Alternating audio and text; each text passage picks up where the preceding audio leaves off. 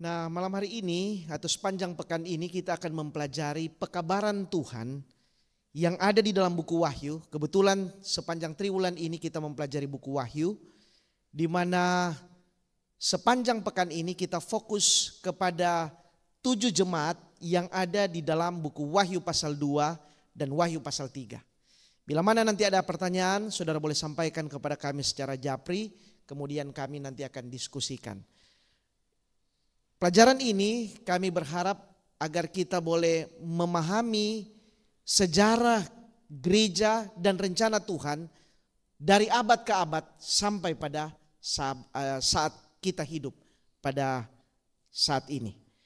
Baik, mari kita buka bersama-sama Alkitab kita.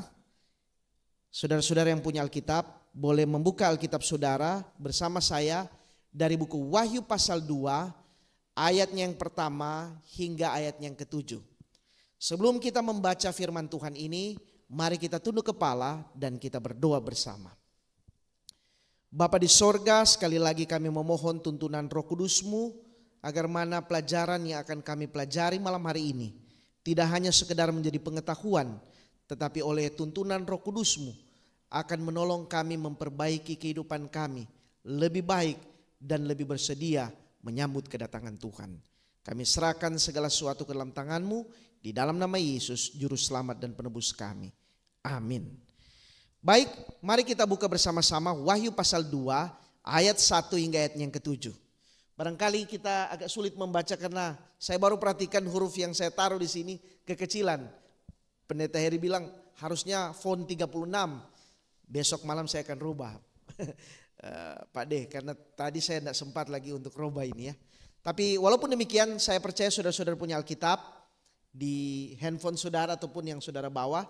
Mari kita baca bersama-sama. Wahyu pasal 2 ayat yang pertama hingga ayat yang ke-7. 2, 3. Tuliskanlah kepada malaikat jemaat di Efesus.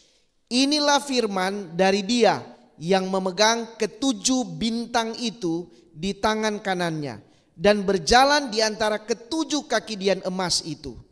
Aku tahu segala pekerjaanmu, baik jeripayamu maupun ketekunanmu.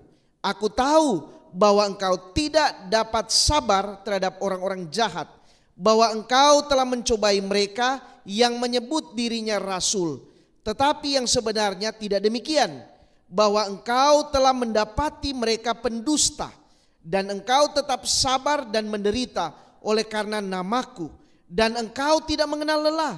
Namun demikian aku mencela engkau karena engkau telah meninggalkan kasihmu yang semula. Sebab itu ingatlah betapa dalamnya engkau telah jatuh.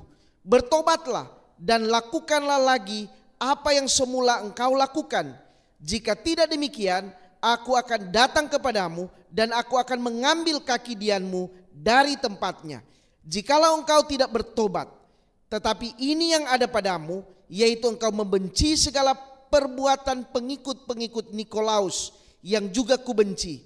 Siapa yang bertelinga, hendaklah ia mendengarkan apa yang dikatakan Roh kepada jemaat-jemaat. Barang siapa menang, dia akan kuberi makan dari pohon kehidupan yang ada di taman Firdaus Allah. Baik, nah sekarang sebelum saya masuk kepada pelajaran yang panjang untuk sepanjang pekan ini, sekali lagi mungkin saudara-saudara pernah mendengar ini, tetapi ini perlu saudara ketahui sebagai anggota gereja, bahwa berbicara tentang nubuatan, maka ada 3 kelompok yang menafsirkan nubuatan itu. Ada kelompok yang pertama yang disebut preteris. Jadi semua nubuatan mereka anggap itu sudah terjadi di masa yang lalu. Dan itu hanya menjadi pelajaran untuk kita. Itu adalah kelompok preteris. Kemudian ada juga kelompok yang namanya futurist. Futurist ini adalah semua tulisan baik di Daniel maupun di buku Wahyu yang berisi banyak nubuatan, itu akan terjadi nanti, tapi saatnya belum tiba. Kemudian ada kelompok lagi yang namanya historisis. Kelompok ini adalah kelompok yang melihat fakta yang terjadi di dalam sejarah, kemudian mereka lihat apa yang dikatakan oleh Alkitab. Jadi apa yang tertulis di dalam Alkitab mereka lihat dalam fakta sejarah. Dan perlu saudara-saudara ketahui, gereja Advent kita ini adalah kelompok historisis yang menginterpretasikan nubuatan itu berdasarkan fakta-fakta sejarah. Baik yang sudah terjadi maupun yang saat ini terjadi dan nanti. Kita akan ikuti ini dari malam ke malam. Nah sekarang perhatikan apa yang ada di depan ini. Sebagai kelompok historisis, maka kita membagi 7 jemaat itu dalam tahun-tahun. Jadi malam ini kita fokus kepada jemaat Efesus yang dimulai tentu saja dari kelompok yang dimulai oleh para rasul. Saat Yesus naik ke sorga, di buku Kisah katakan setelah Yesus naik ke sorga, rasul-rasul itu mendapat kecurahan roh. Kemudian setelah mendapat kecurahan roh, kemudian di situ digambarkan bagaimana jemaat yang mula-mula. Dan kemudian buku Kisah menceritakan bagaimana Injil itu disebarkan. Jadi ini adalah kelompok umat Tuhan yang langsung dipimpin oleh para rasul. Kenapa sampai tahun 100? Karena rasul yang terakhir meninggal diperkirakan kurang lebih tahun 100. Walaupun ada yang katakan 95, ada yang katakan 96, 98. Tetapi Rasul Yohanes dia meninggal pada tahun 100 kurang lebih. Setelah itu maka sejarah kekristenan dipimpin oleh mereka yang disebut bapak-bapak gereja. Ada yang kita kenal dengan nama Tertulian, ada yang namanya Agustinus, dan banyak sekali nama. Kita tidak bicara malam hari ini. Kemudian Smyrna dari tahun 100 sampai 313. Apa yang terjadi di tahun itu kita akan lihat besok malam. Dan selanjutnya dan selanjutnya. Dan kemudian kita yakini jemaat atau era kita hidup saat ini adalah Laodikia. Dimulai dari tahun 1840-an sampai nanti ketika Tuhan datang. 7 jemaat yang dijelaskan dalam buku Wahyu menjelaskan tentang gambaran umat-umat Allah dalam sejarah panjang kekristenan. Malam ini kita baru memulai. Nanti tegang-tegangnya kira-kira besok dan seterusnya. Karena di situ ada banyak cerita yang akan kita dengarkan. Jadi mula-mula dari para rasul sampai pada zaman ketika saudara dan saya hidup. Kalau saudara perhatikan, ini jemaat itu Efesus itu di bawah sana. Sayang kekecilan ya. Itu dibawa di ujung. Jadi seperti tapal kuda seperti ini. Kenapa? Kalau biasanya orang hafal Epsmir, Vertir, Sarfila. Efesus, Smyrna, Pergamus, Tiatira dan seterusnya. Epsmir, Vertir, Sarfila. Nah ini sebenarnya adalah jalur pos dulu. Jadi kalau tukang pos jalan dia bawa surat, dia akan lewat jalur itu dulu. Dia tidak pernah potong, dia akan lewat jalur itu. Terakhir Laodikia. Itu sebabnya Rasul Yohanes pun tulis seperti itu. Nah, kemudian yang perlu kita cermati di sini adalah masing-masing dari jemaat ini ada malaikatnya. Dengan kata lain bahwa setiap era ada tuntunan Tuhan. Tuhan tidak pernah meninggalkan umatnya. Masing-masing jemaat menggambarkan sikap Tuhan terhadap umatnya. Dan masing-masing jemaat selalu ada ciri. Dan yang menarik adalah Tuhan tahu persis cirinya. Nanti kita lihat setiap ciri betul-betul digambarkan tepat sekali. Sesuai dengan keadaan mereka. Itu sebabnya ada kata kunci di sana yang disebut aku tahu. Kata aku tahu. Kata ini hanya Allah yang bisa memahami. Atau hanya Allah yang bisa tahu semuanya. Tidak ada orang yang bisa tahu kapan kita nanti berakhir. Tidak ada orang tahu bagaimana keadaan kita. Tetapi Tuhan tahu, bukan hanya keadaan kita. Di dalam hati kita pun dia tahu. Kata aku tahu ini akan kita jumpai berkali-kali. Kemudian masing-masing jemaat ada teguran, ada celaan. Disuruh untuk bertobat, kecuali hanya 2 jemaat. Kenapa sampai mereka tidak dicela, tidak ditegur? Smyrna dan Philadelphia, nanti kita akan lihat. Masing-masing jemaat ada nasihat. Dan masing-masing jemaat diberi janji, pengharapan serta penghargaan. Kita nanti akan temui ini pada sepanjang pekan ini. Sekarang kita mulai dari jemaat yang pertama. Jemaat Efesus. Oke. Efesus ini adalah salah satu kota penting di Roma. Kota yang dikenal karena ekonominya baik.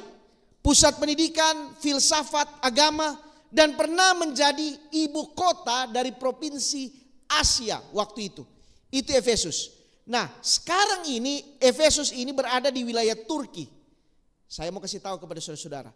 Dulu ingat, ini adalah daerah Kristen. Tapi saya mau katakan hari ini 7 jemaat itu sekarang ini menjadi wilayah dari saudara-saudara kita. Padahal dulu adalah wilayah dari kekristenan. Kenapa sampai begitu? Nanti kita akan lihat. Dulu penduduknya ada kurang lebih 200.000 orang di sana. Ada yang menarik. Bayangkan 2000 tahun yang lalu kurang lebih sudah ada teater yang seperti ini. Masih ada sampai sekarang kalau saudara pergi. Ini bisa diisi 25.000 sampai 50.000 orang. Yang menarik adalah tidak perlu pakai mic, tapi dari atas orang bisa dengar. Hebat ya. Ada ilmu fisika yang orang sana, orang dulu mengerti bagaimana untuk membuat. Jadi orang kalau nyanyi dari situ, bisa dengar sampai ujung dengan sistem ini. Padahal nggak ada zaman itu, nggak ada mic.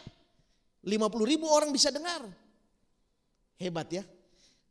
Di kota Efesus juga dikenal jalannya sudah dari 2000 tahun yang lalu sudah seperti ini jalannya.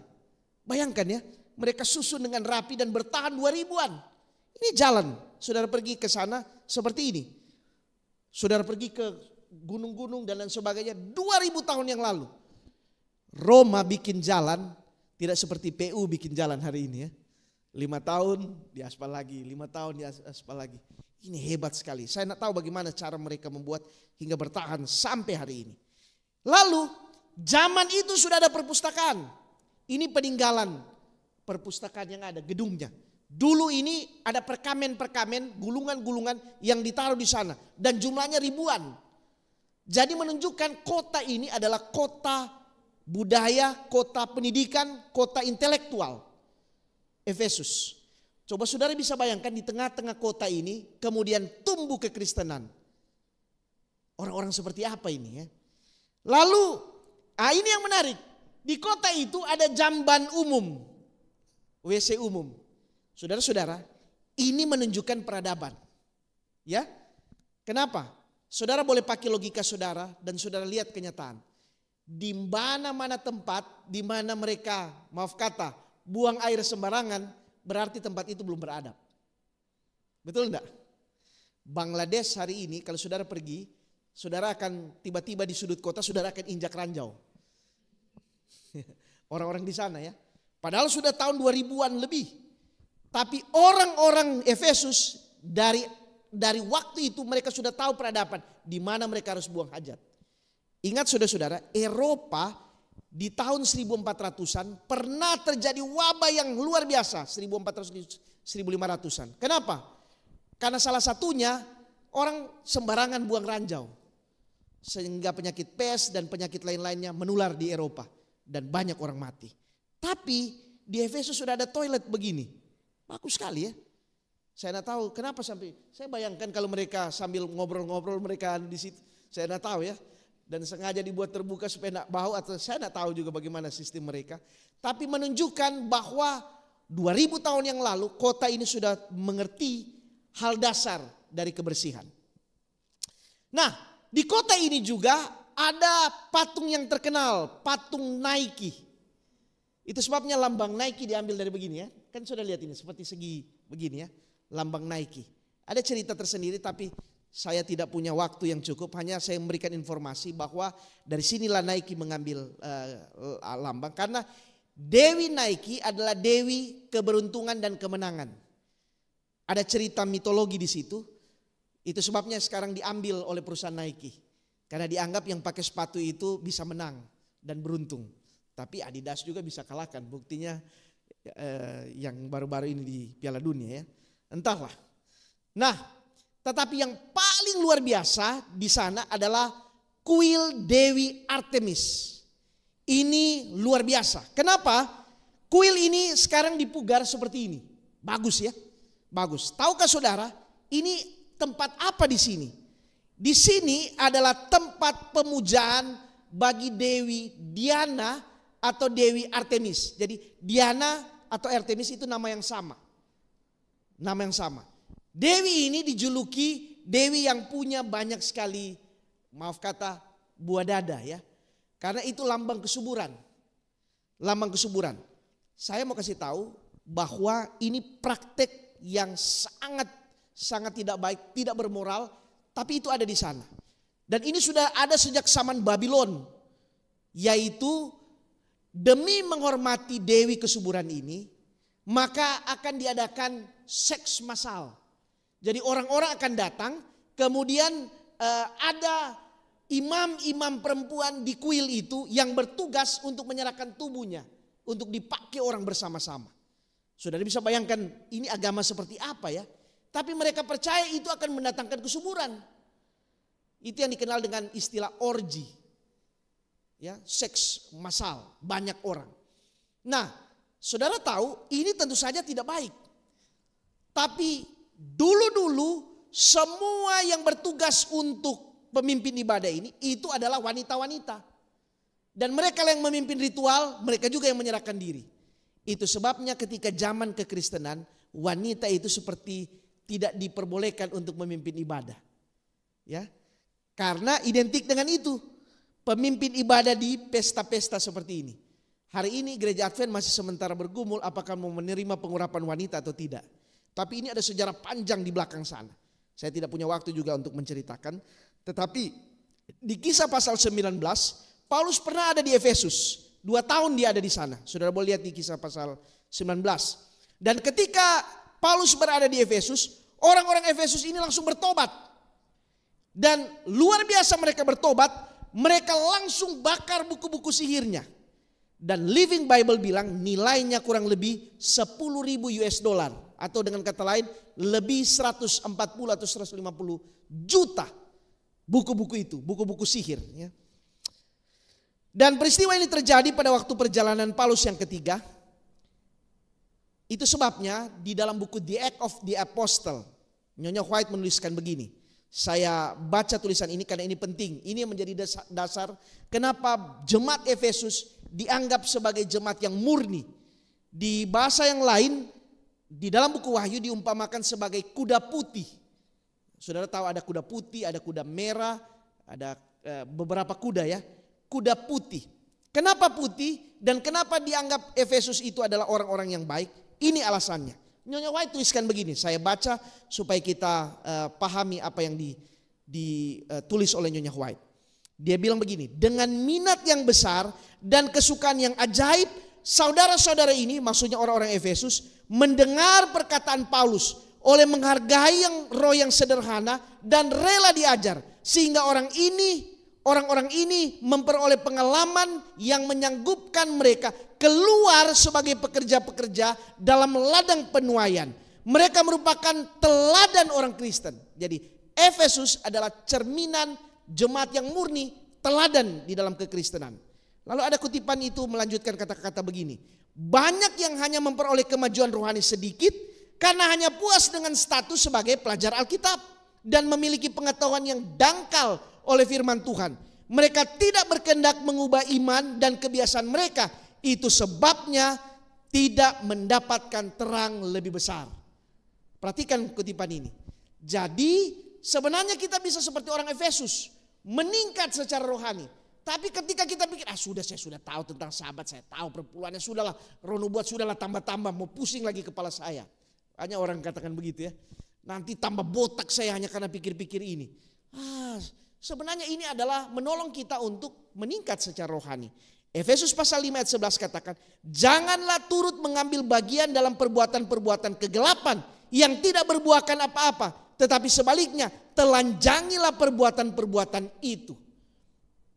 Itu nasihat dari Rasul Paulus kepada jemaat Efesus. Baik. Nah, Wahyu pasal 2 ayat 2 sekarang. Tuhan katakan begini. Aku tahu segala pekerjaanmu, baik jeripayamu. Ada kata erga di sana kalau di dalam bahasa Inggris, deeds ya, bahasa Yunani erga, maupun ketekunanmu. Aku tahu bahwa engkau tidak dapat sabar terhadap orang-orang jahat, bahwa engkau telah mencobai mereka yang menyebut dirinya rasul, tetapi yang sebenarnya tidak demikian, bahwa engkau telah mendapati mereka pendusta. Nah, kata erga ini adalah sesuatu yang diupayakan terus-menerus. Dan kemudian kata hupomone ini adalah satu kata yang penting. Kata hupomone adalah satu kata kalau di dalam bahasa kira-kira disebut perseverance, ini adalah sesuatu yang kita lakukan secara tekun. Jadi kalau saya sudah buat hari ini begini, besok terus begitu sampai akhirnya tuntas. Ini ada gambar yang saya coba bagikan, saudara lihat ya. Yang di atas itu orang yang terus gali. Yang di kedua sana orang yang sudah sedikit lagi tapi dia sudah menyerah. Sudah 10 tahun saya di sini, saya belum ganti-ganti Pak Yulianto jadi ketua. Sudah 20 tahun saya di sini, saya belum pernah jadi pemimpin apa. Begitu ya, ada orang begitu. Pernah saya pergi ke satu gereja, Pak, saya 20 tahun loh di sini. Terus masa saya cuman kostor terus? Ada orang pernah katakan begitu ya. Jadi kita mengukur iman kita dari apa yang kita terima. Jadi yang dibutuhkan ini ketekunan terus. Mau jadi apa kita bertahan di gereja ini. Baik, Efesus adalah gambaran jemaat mula-mula yang setia, murni, tulus, dan penuh dengan teladan baik. Nah, ini juga adalah gambaran gereja Advent mula-mula. Sekarang saya akan membagikan tentang gereja Advent. Bagaimana mula-mula? Saya ingin membagikan sejarah gereja Advent dan fenomena pekabaran tentang kedatangan Tuhan. Baik, tahukah saudara, gerakan Advent, apa artinya Advent? Menanti kedatangan Tuhan. Di tahun 1780, 1790 ada satu buku dengan judul The Coming of the Messiah in Glory and Majesty yang ditulis oleh seorang yang bernama Manuel Lacunza. Buku itu tidak tebal, kecil, dalam bahasa Spanyol. Kemudian dibawa ke Amerika Serikat dan diterjemahkan dalam bahasa Inggris. Kemudian dibaca oleh beberapa orang. Saya tulis di situ nama-namanya. Dan kemudian orang mulai senang dengan kedatangan Tuhan. Tadinya nanti malam-malam berikut kita akan cari tahu kenapa sampai pekabaran tentang kedatangan Tuhan itu terkubur ribuan tahun. Ratusan bahkan ribuan tahun. Orang seperti tidak mengerti. Padahal ketika saudara membaca Ibrani pasal 10 ayat 37-38, Tuhan bilang sedikit bahkan sangat sedikit waktu lagi dia akan datang. Wahyu pasal 21-22 mengatakan bahwa Tuhan akan datang segera. Di buku 2 Petrus pasal 3 Tuhan katakan dia datang seperti pencuri. Tapi berabad-abad Tuhan tidak datang. Kenapa? Ada sejarahnya. Tetapi di tahun 1700-an ketika fenomena terjadi gempa bumi di Lisabon, nanti kita akan pelajari juga, kemudian beberapa fenomena yang lain, orang bilang, Tuhan mau datang ini tanda-tandanya. Nah, banyak orang tulis, salah satu Manuel Lacunza. Saudara-saudara sekalian, sebenarnya bicara tentang pekabaran kedatangan Tuhan, gereja Advent bukan mula-mula dan bukan satu-satunya. Kenapa? Ini ada pendeta dari Jerman, dia bicara tentang kepausan dan kedatangan Tuhan. Ini bukan Advent. Ada lagi Johann Petri dari Jerman, Calvinis, juga bicara hitungan 2300 petang dan pagi. Jadi saya mau katakan, perhitungan 2300 petang dan pagi itu bukan orisinil gereja Advent. Tapi dari lain-lain sudah ada. Ini 1200. Gereja Advent hanya bukan meniru ya, tetapi mengadopsi dari apa yang sudah ada. Oke, kemudian muncul lagi beberapa nama. Ini saya sampaikan nama-nama ini, walaupun ada sebenarnya penjelasan. Tetapi yang saya mau katakan bahwa orang-orang ini ada yang dari Inggris, ada yang dari dari kaum awam, banyak sekali. Mereka inilah orang-orang mula-mula. Ini bukan Advent dan belum ada Advent. Waktu itu sudah hitung-hitung tentang 2300 petang dan pagi. Mereka hitung. Nah, namun demikian, jadi termasuk 666. 666 itu bukan dari gereja Advent. Dari seorang pendeta Jerman yang hubungkan Wahyu pasal 13 dengan periode 1260. Ini bukan orang Advent. Oke. Nah, di Swiss ada lagi pendeta yang berkhotbah tentang nubuatan Daniel. Di Swedia, lalu di Australia, di Amerika Serikat, Jadi kalau kita selama ini hanya berpikir, oh William Miller bukan orang pertama dan bukan satu-satunya. Sudah ada banyak sebelumnya. Nanti kita akan pelajari dari waktu ke waktu. Nah, ini William Miller, sedikit saya mau cerita tentang William Miller yang membicarakan tentang 2300 petang dan pagi. Oke, William Miller ini dulu adalah tentara. Kemudian pensiun, pangkatnya terakhir kapten. Lalu kemudian jadi petani. Tapi orang mungkin biasa sibuk, biasa kerja lalu kemudian pasif. Dia selalu cari tahu, berusaha untuk melakukan sesuatu. Dan benar, dia belajar sesuatu. Dan dia berasal dari gereja baptis. Gereja baptis adalah gereja yang suka belajar. Di Amerika Serikat ada 3 gereja zaman itu yang senang belajar. Kelompok Presbyterian, gereja baptis, dan Metodis. Jangan lupa gereja Advent mula-mula akarnya dari sini. Baptis, Metodis, Presbyterian. Oke, nah pada waktu dia belajar ini, Miller belajar teliti, kemudian dia lihat buku-buku kurang, pendidikan juga terbatas. Tapi dia senang belajar. Dia belajar, dan dia akhirnya simpulkan. Yang pertama, Yesus akan datang Januari 1843. Lalu dia tunda lagi jadi 21 Maret 1843. Lalu kemudian 21 Maret 1844. Dan yang terakhir 22 Oktober 1844. Nah, yang menarik adalah waktu itu bukan hanya William Miller yang bicara tentang kedatangan Tuhan. Ada Josiah Litch, ada Charles Fitch. Nah, saya mau cerita sedikit tentang orang-orang ini. Jadi waktu orang-orang sudah terima pekabaran tentang kedatangan Tuhan, di mana-mana orang mulai seperti kesurupan rohani. Bayangkan itu ya. Haleluya, glory. Di mana-mana, dalam jumlah besar. Dan orang-orang yang tadinya hidup tidak menentu, tiba-tiba jadi kusuk sekali. Jadi senang berdoa. Lalu pada musim dingin tahun 1843, 15.000 kopi buku-buku tentang kedatangan Tuhan dari William Miller diambil semua dan dibaca, dan orang tertarik. Satu persatu mulai jual barang-barangnya. Lalu kemudian mulai siap-siap untuk kedatangan Tuhan. Ada yang menarik, ribuan orang datang baptis. Ada seorang pendeta namanya Charles Fitch. Juga ini bukan Advent, karena gereja Advent belum ada. Gereja Advent nanti ada tahun 1863. Ini peristiwa sebelum 1844. Atau mendekati 1844 bulan Oktober. Orang-orang datang. Pendeta, saya mau baptis. Bayangkan pendeta dari pagi sampai malam enggak keluar-keluar dari dari sungai. Ini musim dingin, Oktober sudah musim dingin.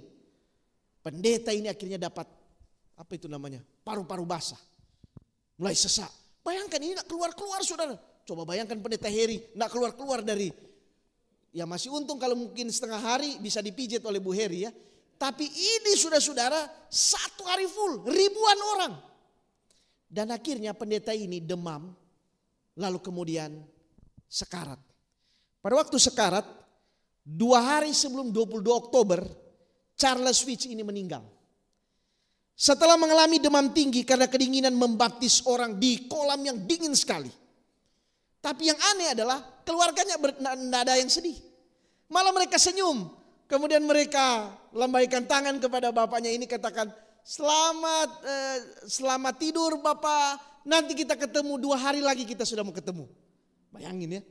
Jadi mungkin kalau Charles Fitch ini saya bayangkan waktu dia bangkit, dia pikir ini masih 22 Oktober. Padahal sudah tahun 2000 berapa ini ya.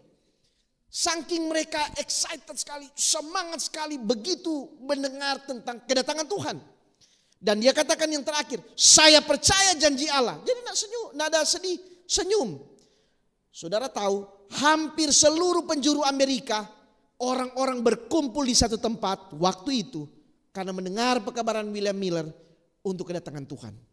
Tapi saudara tahu, 22 Oktober berlalu, kita tahu cerita itu ya, tanpa kedatangan Tuhan. Ada pembahasan sedikit nanti besok malam untuk kali itu.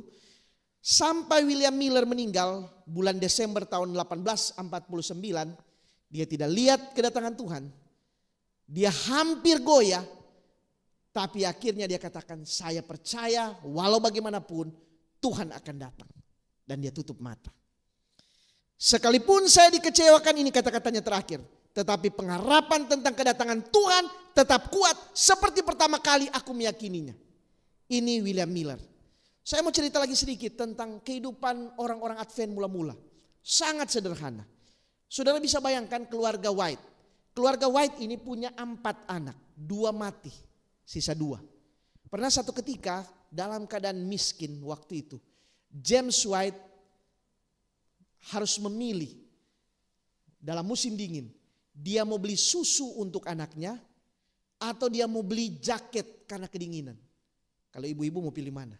Jaket atau susu? Padahal dua-dua ini dibutuhkan. Ya, jaket atau susu? Bingung ya? Tapi begitulah keadaan mereka. Itu sebabnya James White, kalau saudara lihat pakaian mereka ini, memang pada waktu itu saudara-saudara, pada umumnya mereka berpakaian, orang-orang berpakaian, tidak jalan ya. Pada umumnya orang-orang Advent mula-mula itu pakaian mereka panjang-panjang. Kenapa? Karena pengaruh Puritan. Pada sahabat lalu saya membahas di Saint Vincent. Puritan ini adalah kelompok Protestan di Eropa. Kata Puritan itu datang dari kata pure. Jadi mereka mau supaya jadi Kristen itu betul-betul pure. Cara berpakaian jangan neko-neko. Cara nyanyi jangan neko-neko, cara hidup jangan neko-neko, pokoknya semuanya pure. Dan itu yang menjadi inspirasi bagi Nyonya White di awal pelayanannya dan beberapa tulisan yang dia tuliskan. Saya tidak punya waktu panjang untuk cerita ini, nanti mungkin perjalanan waktu ya. Itu sebabnya orang Advent mula-mula pakaiannya seperti ini. Coba saudara lihat ya, hampir sama dengan orang-orang Puritan yang ini ya. Panjang-panjang seperti ini. Hari ini mungkin tinggal Oma Christine Pak Ago yang pakai begini ya. Di acara-acara tertentu yang saya lihat ya. Oke, pakai panjang seperti ini. Hari Sabat nanti kita akan merayakan gereja Advent yang berusia 160 tahun. Karena hari Sabat nanti 21 Mei 1863 adalah hari di mana gereja ini berdiri secara resmi. Jadi Sabat nanti kita akan merayakan. Kebetulan saya ada di sini. Saya ingin merayakan bersama-sama saudara. 160 tahun. Ini tidak gampang saudara-saudara. Coba tanya gereja-gereja Pantekosta di sini. Berapa tahun mereka? Gereja kita 160 tahun. Mungkin sudah 5 generasi, 6 generasi. Kalau bukan Tuhan, bagaimana gereja ini bisa bertahan, bukan? Kadang-kadang orang katakan ini gerejamu apa? Tapi saya bisa tanya balik, gerejamu berapa lama bertahan? Kita 160 dengan berbagai manusia berganti kepemimpinan. Kalau memang ini tangan manusia, sudah putus di satu era. Bukan? Gereja Betani kira-kira 5 tahun terakhir atau sebelum almarhum Pendeta Alex meninggal, kisruh hebat. Perebutan di sana antara anak-anak. Karena masalah ini. Tapi syukur kepada Tuhan, kita tidak sampai masalah ini ya. Itu semua bisa diselesaikan. Karena saya percaya ini gereja Tuhan. Dan ini akan ada sampai Tuhan datang. Oke, baik, saya teruskan di sini. Nah, jadi ini keluarga ini miskin sekali. Keduanya orang-orang yang ikut pada waktu orang Advent itu menunggu kedatangan Tuhan. Malam itu. Mereka tunggu sampai pagi 2 orang ini. Yang satu usia 25 tahun, yang satu 19 tahun. Nyonya White 19, suaminya 25. Lalu kemudian mereka tidak bisa apa-apa. Dan kemudian akhirnya mereka yang tersisa itu mereka bertahan. Namun demikian saudara-saudara, James ini yang sudah menikah dengan Ellen White miskin. Dia hanya kerja sebagai bayangkan sudah pendeta ya, sudah evangelis. Tapi masih Pak, boleh potong di pohon di tempat kami? Oh boleh, nanti kami kasih upah ini. Oh ya, ada kerjaan lagi, mau bikin rel kereta, dia pergi. Ya begitulah pendeta zaman dulu, karena tidak ada uang saudara-saudara. Belum ada sistem perpuluhan. Jadi mereka hidup dengan keadaan miskin. Ini yang tadi saya katakan. Lalu James White sendiri meninggal di umur 60 tahun 1881. Pada waktu dia overwork ya. Jadi kerja yang sudah terlalu ya, semuanya dia tidak tidur, makan. Itu sebabnya Nyonya White setelah dia meninggal, Nyonya White banyak tulis tentang kesehatan. Kenapa? Karena dia rasa dengan suaminya. Baik, orang yang lain lagi, John Nevin Andrews. Istri saya pernah cerita di sini. Orang ini luar biasa, saudara-saudara. Bayangkan dia seorang ketua General Conference yang ketiga. Jadi sesudah John Byington, kemudian James White, kemudian John Nevin Andrews. Ketua General Conference, ketua GC. Setelah pemilihan dia katakan, saya tidak mau lagi jadi ketua GC. Lalu kamu mau apa? Saya mau menjadi misioneri. Misioneri yang tidak punya uang, saudara-saudara. Lalu dia dikumpullah persembahan, dapatlah $2.000. $2.000 waktu itu kecil nilainya, apalagi ini mau hidup bertahun-tahun di Eropa. Tidak ada kerja, tidak tahu bahasa Prancis karena mereka pergi ke Swiss harus menggunakan bahasa Prancis, dia tidak tahu. Tapi berangkat mereka jadi misioneri bersama dengan 2 anaknya. Di Swiss kedua anaknya bekerja keras buat tulisan dan kemudian mereka menyebarkan Injil. Tapi saudara tahu, kehidupan dari keluarga ini sangat memprihatinkan. Saya tidak perlu. Ini John Nevin Andrews ini orang yang hebat sekali karena menurut beberapa orang dia hafal seluruh perjanjian baru. Itu sebabnya kenapa universitas kita di Amerika Serikat dinamakan Andrews University. Karena mengenang orang ini yang brilian tapi rendah hati dan sangat sederhana. Nah, dia juga yang menyimpulkan tentang Sabat dari kapan sampai kapan. Tapi yang saya mau cerita kepada saudara-saudara malam hari ini adalah begini cerita dari keluarga ini. Ini orang pekerja keras, tidak perhitungkan dia dapat duit atau enggak, luar biasa. Dia jadi ketua GC waktu umur 38 tahun. Umur 38. Kemudian akhirnya dia menjabat 2 tahun di sana dan kemudian beralih menjadi editor. Punya 4 anak, tapi 2 mati karena TBC. Sama seperti Nyonya White, 4 anak 2 mati. Kasihan ya orang-orang ini, 2 mati. Kenapa mati? Karena tidak ada biaya untuk mengobati mereka. Istrinya meninggal karena stroke. Jadi bayangkan 2 anak meninggal, istri meninggal. Nah, datang kepada anaknya yang perempuan. Jadi waktu itu 2 mereka ini pergi ke 2 anaknya dan John Nevin Andrews ini pergi ke Eropa. Jadi 3 mereka, 2 anak dan dia. Pergi ke sana tidak punya uang, jadi anaknya harus bekerja keras. Masih kecil, tidak punya mama, harus masak, harus bekerja keras, bantu penginjilan, edit buku-buku. Anak ini cerdas. Tapi karena kehidupan yang sangat memprihatinkan, anak ini kena TBC. Lalu waktu itu yang diketahui oleh John Nevin Andrews yang bisa menolong adalah di Battle Creek, di rumah sakit Advent. Jadi John Nevin Andrews katakan kepada anaknya, mari kita pergi ke Amerika. Nah kalau ke Amerika zaman itu berbulan-bulan naik kapal dari Eropa. Berangkatlah. Jadi anaknya yang laki-laki tinggal sendirian di Eropa melambaikan tangan seperti ini. Dan berangkatlah kembali John Nevin Andrews dan anaknya perempuan. Tapi John Nevin Andrews seperti hanya mengantarkan anaknya untuk dikuburkan di sana. Karena akhirnya meninggal. Saudara bisa bayangkan bagaimana perasaan keluarga ini. Anaknya laki-laki itu ya, ketika dia papanya pulang, dia tanya, ini zaman dulu tidak ada telepon-telepon, tidak ada surat-surat. Pak, mana adik? Dan dengan sedih dia ceritakan, adiknya sudah meninggal di Amerika. Kalau orang seperti ini, barangkali saudara akan kata, sudah stop, saya tidak mau lagi bekerja bagi Tuhan. Untuk apa saya mau kerja? Tapi tidak, dia bilang kepada anaknya, kita lanjutkan pelayanan yang belum selesai di sini. Dan yang menarik, John Nevin Andrews mati di Eropa karena TBC dalam keadaan tidak punya uang. Saya mau katakan ini, kenapa? Karena gereja kita didirikan oleh Tuhan melalui orang-orang yang tidak punya uang dan tidak berorientasi di uang.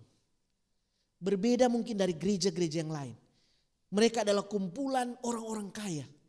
Tapi gereja kita didirikan oleh tua-tua jemaat yang tidak memikirkan tentang hidup mereka sendiri. Joseph Bates, orang miskin, mantan pelaut. John Nevin Andrews, seperti yang saya cerita ini. James White juga tidak ada uang. Inilah gereja kita. Tapi Tuhan berkati hari ini di Indonesia saja, kemarin saya dengar dari Pak Nadeak, tanah-tanah kita di seluruh Indonesia ini barangkali di atas 15 triliun di Indonesia. Tanah-tanah kita di atas 10 atau 15 triliun. Itu baru di Indonesia, belum di tempat yang lain. Kita sudah ada di lebih 150 negara di seluruh dunia. Dan gereja ini didirikan dari orang-orang sederhana seperti ini. Saya pernah satu kali pergi ke University di Andrews. Inilah tempat untuk mengenang John Nevin Andrews. Untuk menghormati, ini ada patung saudara-saudara.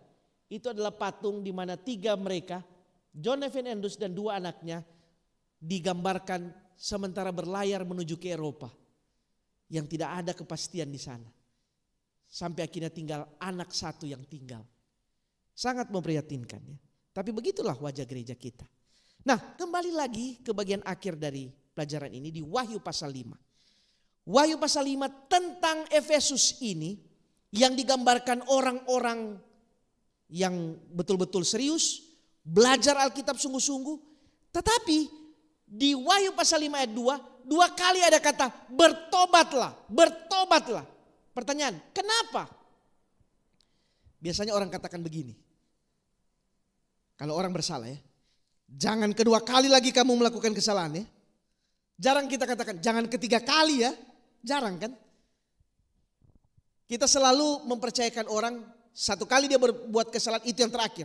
Jangan sampai berbuat yang lain ya. Jadi asumsi pertama bahwa mungkin jemaat ini pernah melakukan kesalahan. Atau ada 2 kali mereka harus bertobat. Pertama, ketika mereka belum mengenal Yesus, dan mungkin setelah mereka Yesus, mereka jatuh lagi. Sehingga mereka harus bertobat. Nah, sekarang saya ingin ceritakan apa yang terjadi di gereja Advent. Sebelum itu, ada di dalam Wahyu pasal 2 ayat 6, dia bilang begini. Coba saudara baca di Alkitab saudara. Tetapi ini yang ada padamu, yaitu engkau membenci segala perbuatan pengikut-pengikut Nikolaus yang juga kubenci. Siapa Nikolaus? Ada clue mengatakan di dalam Kisah pasal 6 ayat 5, Nikolaus itu penganut agama Yahudi dari Antioquia. Tapi siapa dia dan bagaimana ajarannya? Ada satu komentari Alkitab mengatakan bahwa begini, Nikolaus itu sebenarnya adalah versi Greka dari Bileam. Tahu siapa Bileam? Tahu kan? Bileam itu nabi Tuhan, tapi nabi yang cinta uang. Jadi ketika Raja Balak katakan mau kasih ini, asal kutuk, Piro, wani Piro. Waktu seperti ini dia mau kutuk tidak jadi, Raja Balak mungkin tambah lagi, ini mau. Dan akhirnya dia berusaha dengan caranya untuk membuat orang Israel itu murtad supaya dikutuk. Apa yang saudara dapati di dalam Alkitab menceritakan tentang Bileam. Bileam bawa perempuan-perempuan Moab. Kemudian dia taruh di tengah-tengah perkemahan orang Israel. Dan disitulah akhirnya laki-laki Israel tidur. Dan akhirnya campur baur dengan orang-orang ini. Dan Tuhan marah. Sekian ribu orang mati pada waktu itu. Nah, jadi Bileam itu adalah gambaran tentang orang yang menyisipkan ajaran-ajaran di tengah-tengah komunitas. Bawa sesuatu yang kotor di tengah-tengah umat Tuhan. Sekarang saya mau bicara sedikit tentang penentang gereja Advent. Dulunya mereka-mereka ini adalah tokoh-tokoh gereja. Saya mau sebutkan. Ada seorang yang bernama Desmond Ford. Ini profesor yang terkenal. Tapi hanya karena satu waktu dia tidak terpilih untuk satu posisi dan dia tersinggung. Akhirnya ini yang memicu dia untuk membenci gereja. Dan akhirnya jadi ekstrim. Salah satu doktrin yang dia tidak terima padahal itu ajaran gereja. Yaitu doktrin Ka'bah. Dia tidak terima. Desmond Ford ini akhirnya banyak sekali pengikut di Australia. Dan dia terima perpuluhan dari mereka-mereka yang anti gereja. Desmond Ford. Lalu ada lagi namanya Dale Ratzlaff. Ini juga menentang Ellen G. White, sahabat dan konsep umat sisa. Juga sama, ini karena uang. Karena tidak dapat uang untuk satu posisi, akhirnya dia tentang gereja. Ada lagi Victor Houteff. Victor Houteff ini yang dikenal dengan Davidian. Jadi mereka ini Advent dulu. Tetapi dia mau supaya dianggap seperti Nyonya White. Ya tidak mungkin, kita hanya meyakini bahwa hanya satu nabi yang Tuhan kasih kepada gereja kita di akhir zaman, yaitu Nyonya White. Tapi Houteff memaksakan diri. Dia dia nubuatkan sebelum kedatangan Tuhan akan menerima banyak nubuatan, bukan hanya Nyonya White katanya, termasuk dia. Dan sampai hari ini pengikut dia disebut Davidian. Kelompok ini banyak ya. Ada lagi dari kelompok ini, ada lagi sempalan yang hidup sampai tahun 1993. Namanya David Koresh. Ini lain lagi. Karena dia mau cari tempat, maaf kata, orang ini ada sedikit kelainan seks. Jadi positif negatif bisa saja, tidak masalah bagi. Nah, di gereja Advent tidak bisa seperti itu. Bagaimana mungkin orang-orang seperti ini? Tapi dia kumpul orang-orang yang punya pemikiran yang sama. Dan akhirnya karena mereka tidak punya lagi gereja, tidak diterima di gereja, mereka buat kumpulan sendiri dan mereka dirikan di Waco, Texas. Saudara tahu, pada waktu mereka berkumpul di sanalah mereka menekankan tentang cinta kasih. Tapi cinta kasih ini salah interpretasi. Masakan semua karena cinta kasih, si ini istri ini boleh saya pakai, si suami ini boleh dipakai oleh si ini. Bagaimana itu saudara-saudara? Tapi mereka praktekkan itu di sana. Polisi curiga, polisi kepung di sana. Dan saudara tahu, inilah orangnya, David Koresh. Di tahun 93, mereka sengaja, mereka kelompok itu, karena tidak mau polisi tangkap, mereka akhirnya membakar diri, kemudian membom tempat itu. Dan seperti ini jadinya. Baru lihat saja tampang sudah aneh ya.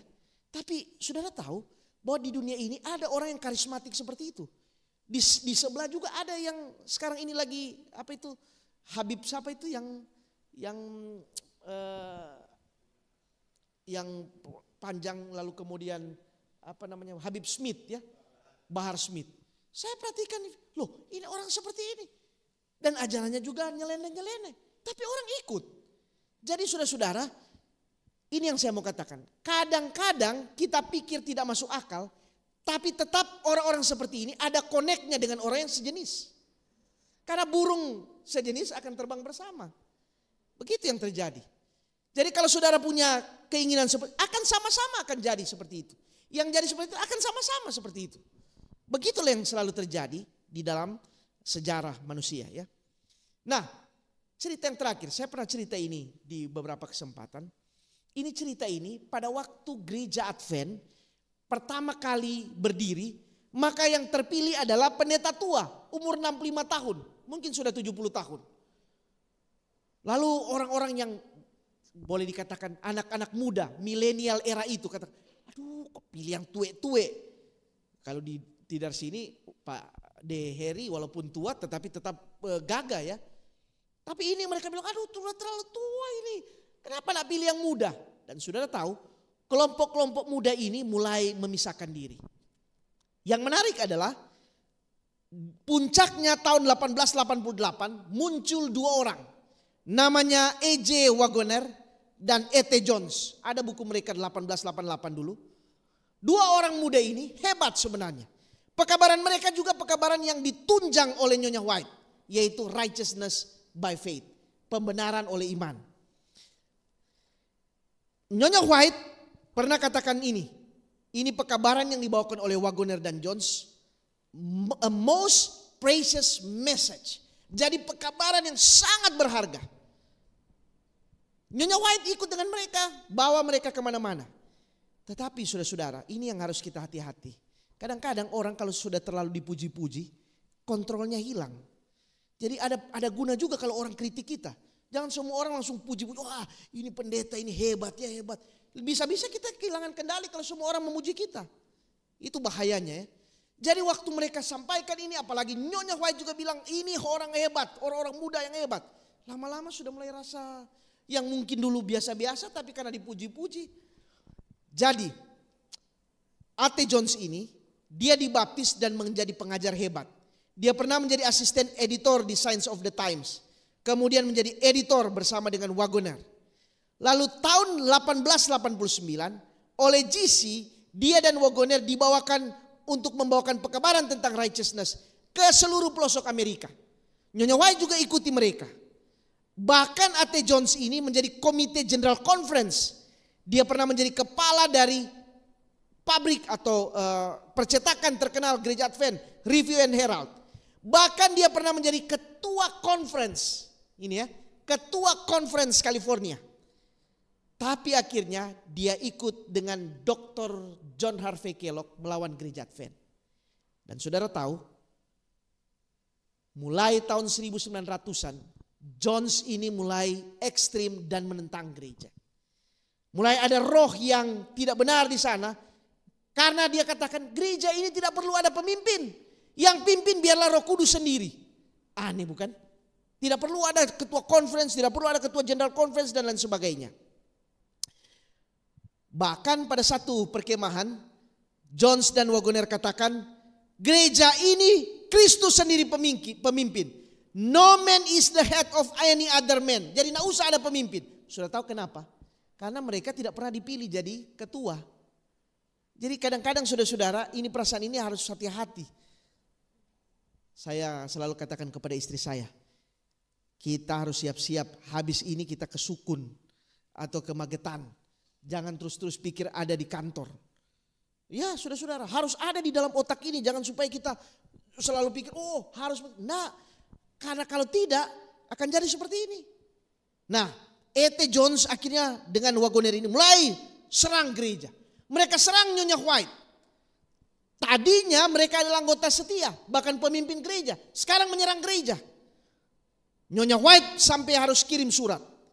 Dan akhirnya seorang sejarawan gereja Advent, George Knight, mereka katakan, dua orang ini segera menjadi musuh yang mematikan terhadap organisasi gereja.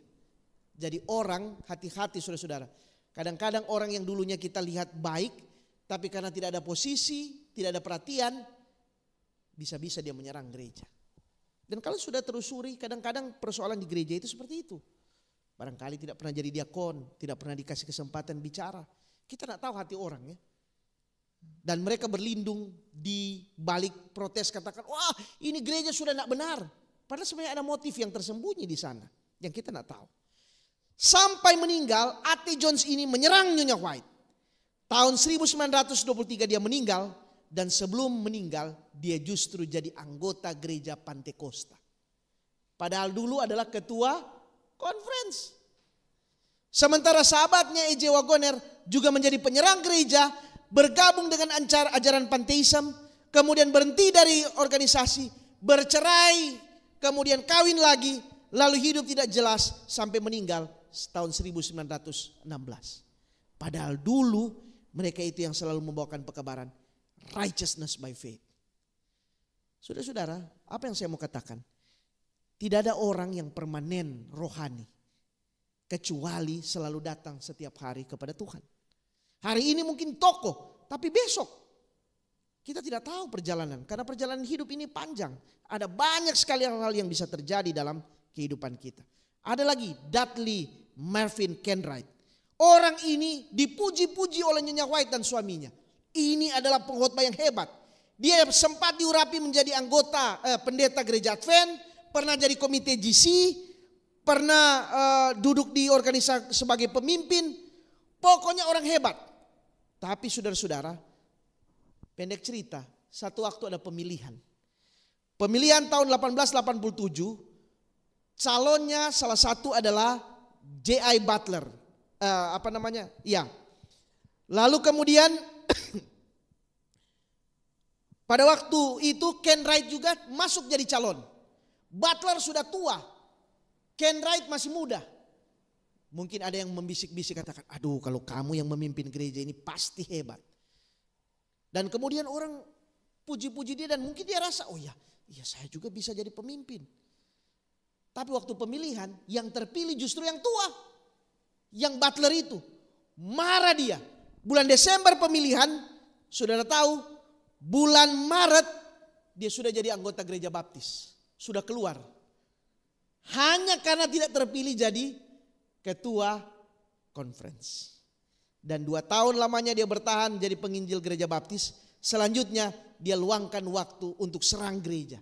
Dia salahkan Nyonya White, dia tuduh Nyonya White palsu, dia serang doktrin gereja Advent, dia ramalkan gereja Advent akan lenyap, dia serang Nyonya White dan gereja ini terbuka. Sampai meninggal tahun 1919, dia serang organisasi. Nah saudara-saudara, saya mau kasih tahu, semua orang-orang itu tadi, mereka itu punya buku-buku yang sampai hari ini dibaca orang.